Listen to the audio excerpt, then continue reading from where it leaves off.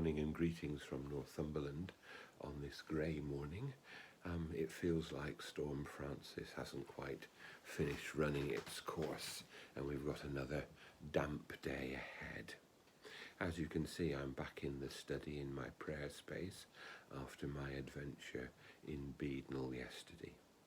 Thank you to all those people who contacted me to say it was good to see Beadnell on St. Ebba's Day. Today there are no saints, but we move on in St. Matthew's Gospel, which we've been reading for quite a long time now. We're in chapter 23.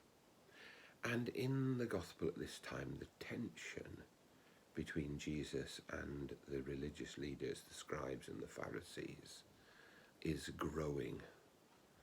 At the tension that will eventually lead into their plotting with the priests to have him arrested and executed.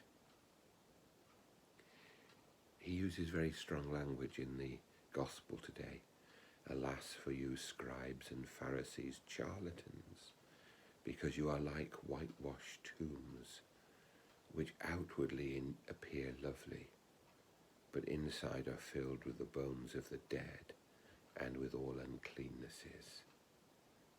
Outwardly you appear upright, but within you are full of dissimulation and lawlessness. Alas for you, scribes and Pharisees, charlatans. And he goes on to point out that it's often been the religious leaders who have opposed God's prophets in the past. What Jesus is attacking is the sort of religiousness that is only outward and doesn't go to the heart.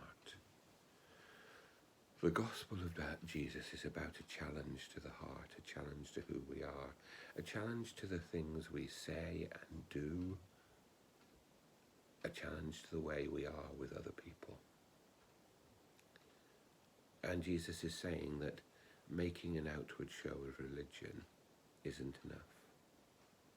What we need to have is love in our hearts, and kindness in our hearts, and gentleness and patience and self-control in our hearts.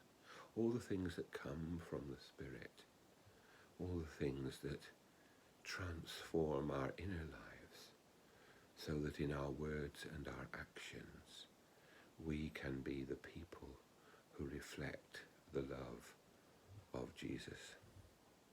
Jesus is not afraid to challenge us and others about who we are. I often think, though, it's best for us, above all, to challenge ourselves. How do I measure up to what Jesus is asking? How do I measure up to the challenge that Jesus sets before me? Because the only life that I can change is my own. The only person whose actions I can really affect are my own. So we let the words of Jesus speak to us, and we let the words of Jesus transform us. May God bless us in this today.